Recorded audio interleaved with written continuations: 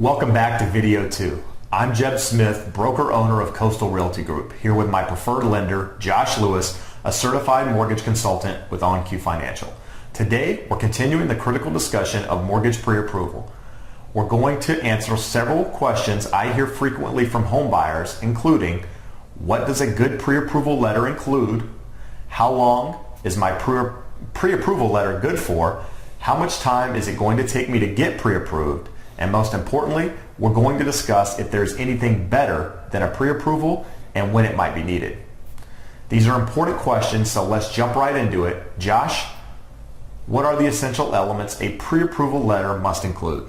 Well, let's start first by considering who the pre-approval letter is for. First, it's for you, the buyer. It lets you know that you have provided all the necessary documentation to a qualified lender who's reviewed and confirmed that you can be approved for the loan you want.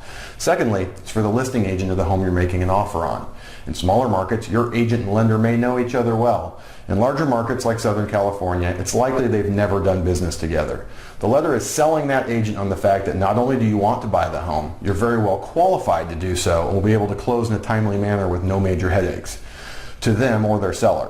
With that in mind, the letter needs to state the purchase price, the loan amount, an expiration date, the names and addresses of all the buyers, the percentage of the down payment, the loan type that you're getting, the loan term, whether or not the transaction is dependent upon the sale of another property, if you're selling your current home, the status of the property being sold, if that is the case, contact information for the loan officer and his or her nationwide mortgage licensing system number, and the lender name and licensing details for the company they work for. Most importantly, the letter should state what documentation has been reviewed and what additional information is needed for a full loan approval.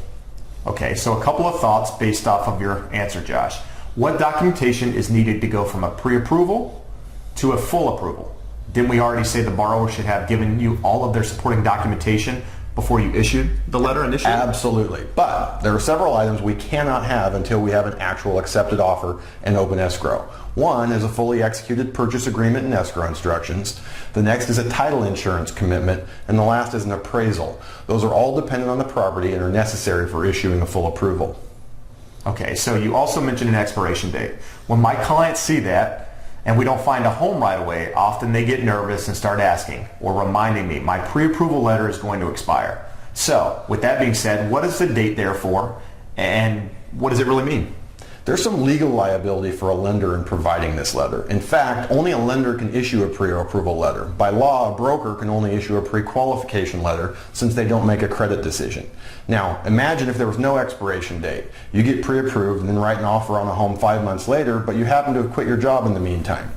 Even though there's verbiage in the letter preventing that, you can see why the expiration date would be there. In simple terms, if your income and finances remain the same, I can update your letter and extend the expiration. Worst case, this means getting updated pay stubs and bank statements and possibly refreshing your credit report. Good. Like everyone these days, my clients are very busy and are concerned with how long it's going to take them to get pre-approved and how quickly they can actually get their letter issued. Well, the good news is it doesn't take much longer than getting pre-qualified. We start the process by gathering the same basic information. We can do it over the phone, or we can complete the online pre-approval worksheet. With that, I provide the buyer with a checklist of supporting documentation needed to issue the pre-approval. This list varies depending on the number of factors, but it's essentially income documentation for the last month, tax return information for the last 2 years, and asset and investment statements for the last 2 months. If you're self-employed or you own other real estate, there can be a few additional items, but for the most part, that's it. Once you have the documentation pulled together, you can fax or scan it over to us for review from there, and we'll have a letter to Jeb within a couple hours.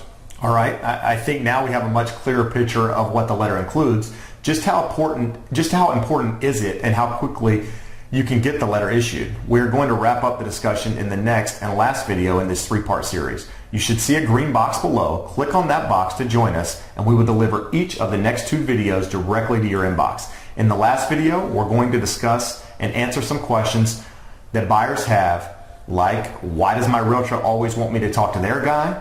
Is it okay to have more than one person pull my credit? Is there anything better than a pre-approval, and why would I need that? Click the box below to join us. You don't want to miss this important information.